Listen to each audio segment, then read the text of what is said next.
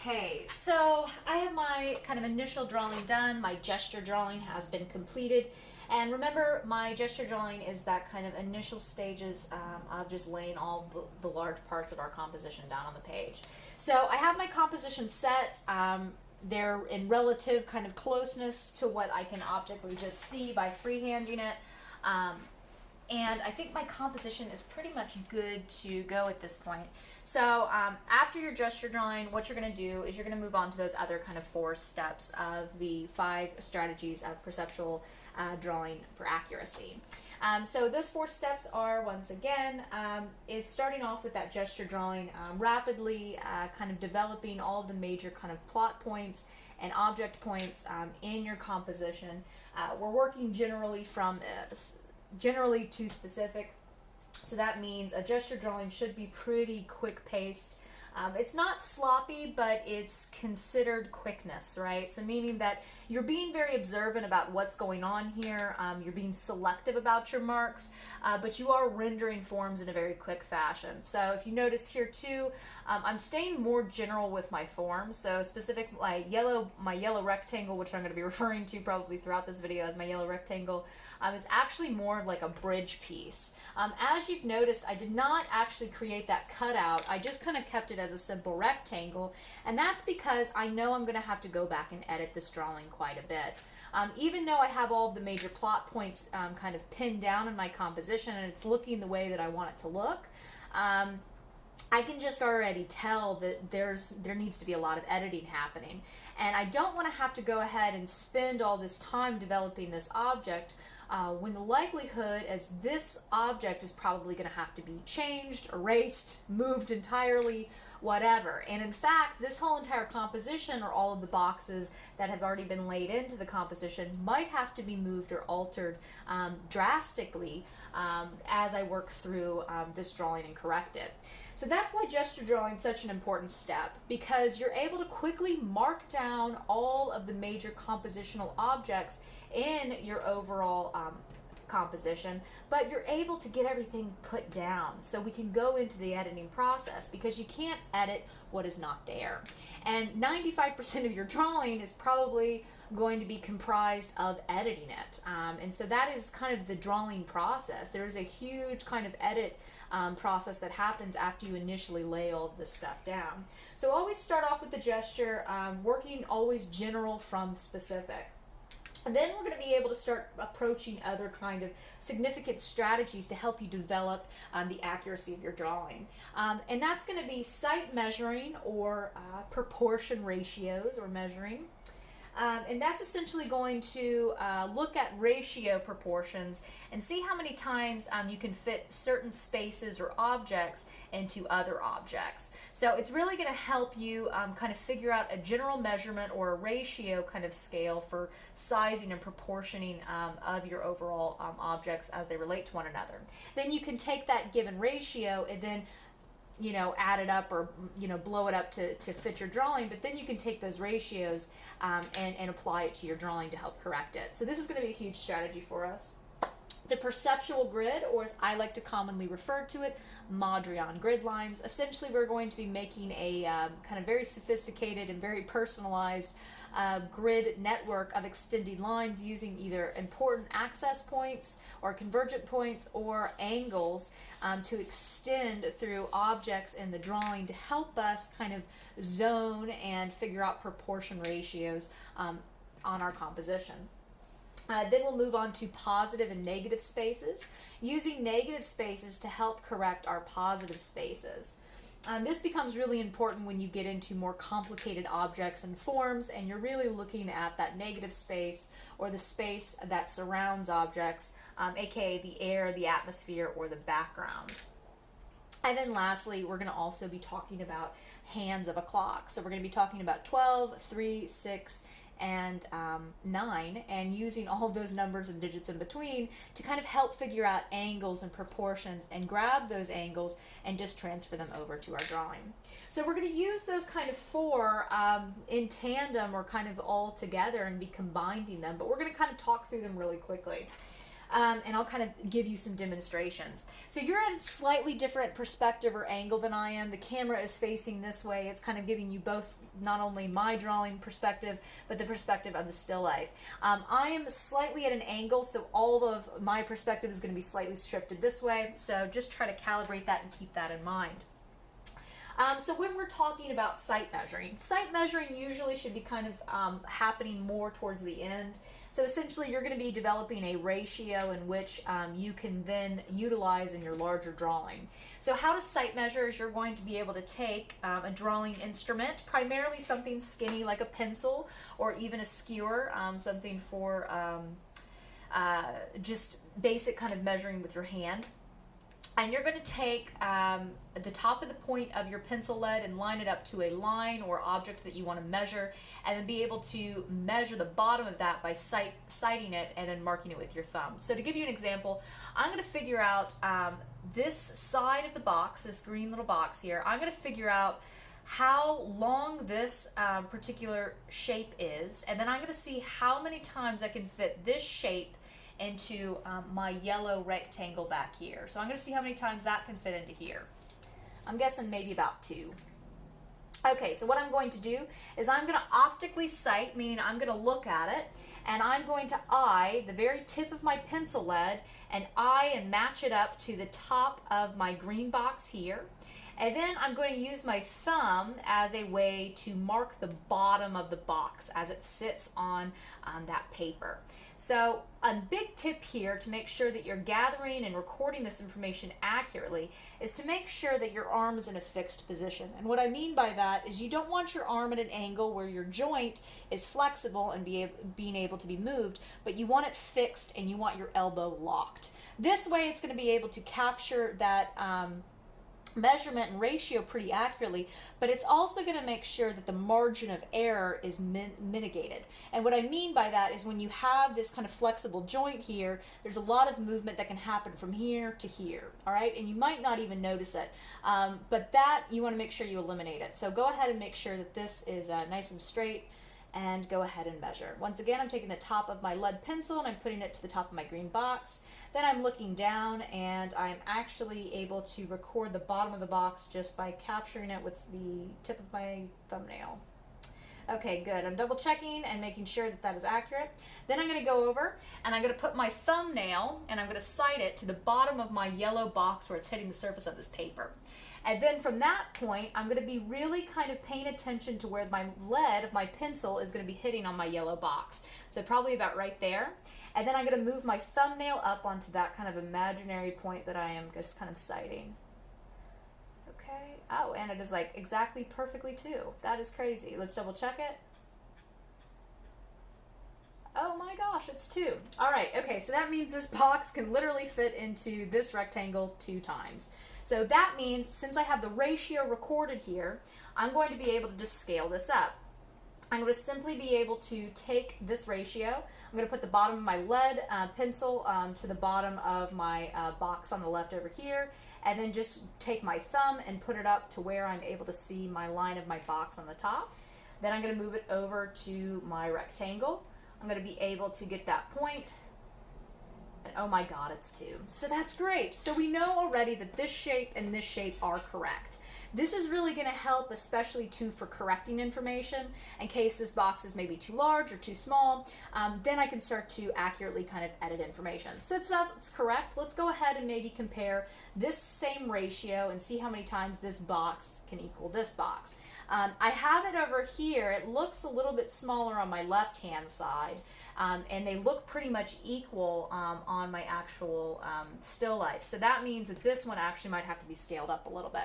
So let's go ahead and do that. I'm going to sight measure once again. Yep, and they are perfectly scaled or equal to one another. Let me double check that. I'm a teensy bit shaky. I haven't got to eat in a little bit, so make sure your blood sugar is also good. Okay, perfect. All right. I'm going to do that now. I'm going to grab that same measurement. If you are noticing you are shaky, just go ahead and maybe eat something sweet. Your teacher, that gives you an excuse to go eat some cookies, right? Okay, so this is a little bit longer. All right, so this is a gesture drawing, so it is a little bit sloppier of a drawing, or a quicker drawing, meaning that my lines aren't as refined. So I'm going to go ahead and tighten up this space because this box just looked a little bit smaller, and I am going to have to bulk up the line a little bit down here. So that did mean I had to fix my box. It wasn't a drastic change, like some of my other changes would probably have to be in this. But it was significant, and you can already see how the proportions look a little bit better now. It just looks a little bit beefier, right? I had to put my box on a McDonald's diet. All right. Okay, sorry. All right, you're going to be getting that all year, so look forward to that. All right, so that's going to help edit and fix that information. And I generally say do sight measuring towards the kind of latter end of your kind of drawing process, usually because sight measuring is kind of more for refining the boxes or shapes or objects that you're drawing in your still life. Versus other things like our perceptual grid, our positive and negative space, and our hands of a clock. That's more kind of the initial stages. But the sight measuring, the reason I wanted to do that one first is because I think that's kind of more challenging, or it's a little bit harder of a thing to get across. So if you need to stop this video and go rewind that and then practice it on your own with me and just push play and do it on your own, do that, because it's a little bit kind of challenging to get right off the bat. Okay, so now we're going to go on to perceptual grid. Perceptual grid, the way I like to think about this is essentially you have a puzzle in front of you. Your still life, your objects, whatever it is that you're drawing from reality is a kind of puzzle piece that you need to figure out all the angles and shapes and how they fit together. Now, a good way to figure out how the puzzle works is to create a key. And we're going to make a hyper-specific key. And what I mean by that is we're going to use kind of large plotting points, so points of intersection such as maybe the triangles as they meet, and when I say, or these kind of shapes or squares as they meet on our box, this would be a big plotting point. We can either extend this out into space by using this line and simply creating a kind of X and Y grid from here. And we'll use maybe this one. Or let's say this one, because this looks pretty dead center on the page, so that could be actually really helpful for us. And we can use that as kind of a grid spacing. This is once again going to help us see the space a little bit more clearly. And the great, beautiful thing about our brains is that it edits so much information for us on a daily basis. It makes us really easy to cognitively kind of map out our environment really rapidly and quickly. Now, where it becomes an art form is learning how to see and use your eyes properly. And that's where this academic study of art comes in, because we have to kind of reevaluate, or rather relearn how to use our eyes. And that is actually one of the hardest things to do as an art major and as a drawer and painter, is that you have to be able to really take your brain out of the equation and be able to look at things and how they actually relate to each other in space. So this is something that we'll be working on throughout the semester. It is a hard thing to learn, and you will have to relearn it and relearn it and relearn it. Because your brain is constantly editing information, and it's always trying to alter your reality to kind of help you navigate it best. But sometimes that becomes actually very challenging, especially when you're trying to view things as they operate in reality. So this is the wonderful little quandary that you have with art, and that can of course be extrapolated onto very many interesting topics in itself. What is the nature of reality, man? Okay, all right, so from here, we're gonna be able to do that. So of course, this is just like an X and Y grid, but where it can get really fun and very, very helpful is also extending these angled lines. So specifically lines of a box where it dissects or maybe cuts into another box. Areas like that can be extremely useful for in terms of finding or correcting the angle or form of a box. So particularly, I think these two lines that I just mapped out can really help us kind of not only size or maybe get the right proportion width-wise of this box, but it can also tell us relatively if we're in the right ballpark for angles and placement. So I'm going to go ahead and look at this line first, because I think this one's going to be a little more troublesome for me. So what I'm going to do is I'm going to once again extend my arm out kind of parallel to the ground, make sure that my joint is locked, and then I'm going to actually use my pencil once again, and I'm going to sight the line of my pencil, and I'm going to line it up with this red box and just use the length of my pencil and see how it cuts through or dissects my green box. And I'm going to see if it matches what it's doing over here. Oh yeah, there's some big editing that needs to happen there. Okay, great. So this is good. This is going to be some big edits that have to happen here. Okay, so my box here should actually, this line should technically be hitting here. So that means my box probably needs to be raised. That actually would make some sense because if I'm looking at this top of the box, it's looking a little bit high to me anyways. So from there, what I might do is draw another grid line out and see where this box is hitting on the top and how it's going through my red box. And that's it. So it's going to be an angle difference for me. So once again, my angle above this box is going to have to drastically change. So I would say it's probably cutting through my red box, probably at about right here. I'm going to double check that once again.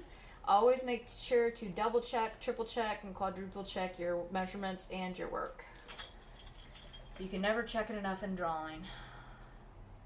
Okay, so it's actually kind of hitting right below that corner point of my red box. So this is the correct angle now. And what you can do is you can go back in and erase that. And so this is now the correct angle for the top of the green box. And through that Mondrian grid line, or that perceptual grid that I made, I was now able to find the correct shape and the correct angle of that line. This is going to be actually really easy because then I'll be able to mimic that relationship just down here. Since everything operates in perspective, when we are drawing from observation and you are trying to create a perspectival viewpoint, that means everything's going to operate in perspective, meaning that you will have an imaginary line called a horizon line, and on that horizon line you're going to have vanishing points. Vanishing points are essentially either 1, 2, or even 3 points in some cases, where you're going to have a point where all of these kind of connecting lines, right, of your boxes are going to diverge and disappear on. So those vanishing points always sit on a horizon line. And so that's going to make it really easy in some ways because you'll be able to figure out relatively quickly, especially with squared objects or box forms, where that vanishing line sits and where your horizon line is in comparison to your forms just by extending out those angles.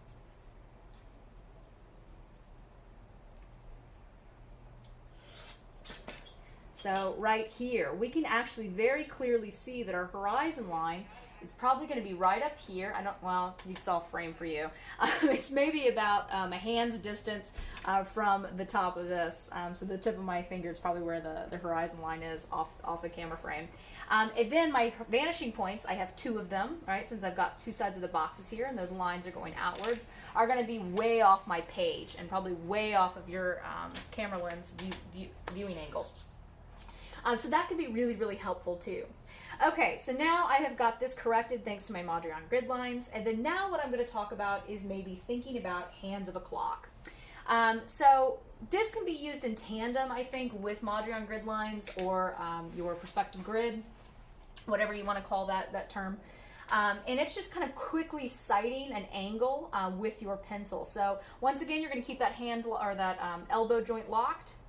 And then you're just going to kind of relatively grab an angle and then kind of go over. So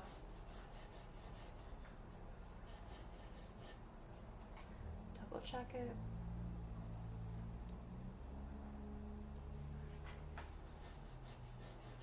Let's move it around a little bit.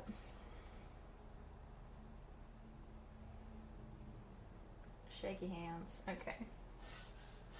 Oh, and that's going to be perfect.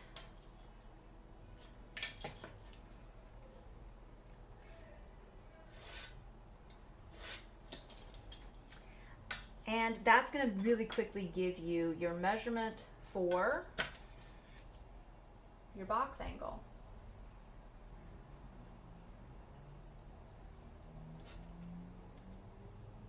Okay. By just doing that. Okay. So that's going to really help me.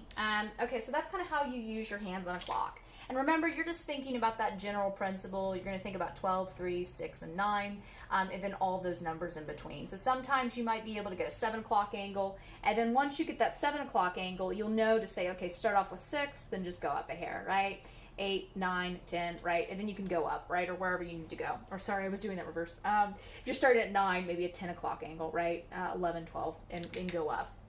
So that'll give you a relative kind of angling distance to help you figure out and navigate some of these angles that are a little bit harder to find.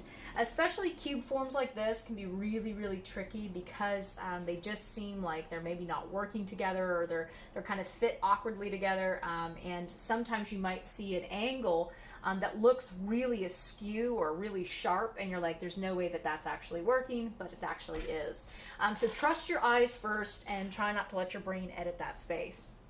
So already I can see that there's some kind of editing that needs to happen right here. This angle needs to be reevaluated. I'd say I'm going to have to go in and check where that's hitting over on my red box to fix that angle. Most likely it's going to be tilted up some, okay? And then we're going to get into our last one, and that's using negative space to help define our positive spaces. This one is a really helpful little trick, and I don't think personally enough people use it, but negative spaces are absolutely key. You can't see your positive spaces without incorporating your negative spaces. And since negative space is always such a big thing when you go to draw, well, you really have to start thinking about it holistically. So you always have to be considerate about how your positive shapes, how your actual objects or subject matters are going to be fitting in the frame and surrounded by negative space. This is going to actually develop a better composition, and you can start thinking about your border relationships between objects. Now, if you increase or decrease your kind of border relationship between your objects and making them kind of more minimal or smaller, you're going to be able to create a lot of visual tension. This sometimes can be really good, it sometimes can be really bad. It might be bad, especially when you're starting out, if you're kind of creating objects that are sitting really close to the border or the frame, because it can make it seem like it's weighted unintentionally or make it feel kind of clunky. And so what I mean by weighting is that if you put a popsicle stick, or imagine a popsicle stick in the center of your drawing, and if it feels like it's heavy on one side, that's optical weighting, okay? So you're going to think about this in a variety of different terms. It could be even value relationships, how close an object is to the border. If there's larger objects set next to smaller objects, if there's a big group of mass on one side and there's only like one circle on the bottom right, that's going to all kind of affect your composition because of its optical weighting. So my composition, I wanted to have kind of mostly equal parts here between the border scales. So it would seem like there's naturally and kind of comfortably sitting within inside the frame. As I can see already, I've had to move my boxes a little bit, so it's made my ratio change a little bit. So I might have to go back and readjust and move my box on the left, and even maybe my center box a little bit more to the left to accommodate some of the edits for my right red box. Okay, so that is our basic kind of relative editing that we can make, or some of the 5 steps that we will make for editing a drawing. And all 5 of these should be used in tandem. And like I said, I think that there maybe could be some where you, especially the sight measuring, where you kind of maybe do that more towards the end of your drawing, especially when you're getting into more refined details and getting into more specific shapes and tightening up that drawing. But in general, all 5 of these can be used in tandem, and you should be using these all the time whenever you're drawing from reality or from observation. I'm going to go ahead and speed this drawing up, so you're going to be able to watch me finish this drawing in completion using all of those kind of 5 steps, primarily the last 4 though, the sight measuring, using my positive and negative space, creating Mondrian grid lines, and also doing that hands of a clock exercise. So I'm going to go ahead and speed this up, finish the drawing for you. You can watch me as I kind of use these strategies to correct my drawing and see how the drawing turns out as I kind of problem solve throughout the rest of the drawing. Just kidding, folks, my memory ran out while filming the time-lapse video segment for this video. I'm going to go ahead and throw up an image of the perspective that I was working from so you can have a better idea of the composition that I was drawing, as well as my finished drawing for this video. Go ahead and notice the big differences in terms of how I've had to edit a lot of the blocks, change angles, correct the proportions, as well as even erase blocks and redraw them, as well as adding details such as curved corners and making the bridge piece a bridge piece. So please watch out for videos in the future for more time-lapse start to finish, talking about how I am working with these 5 strategies to make more accurate and more perspectively correct drawings in the future. Hope you enjoyed the video, and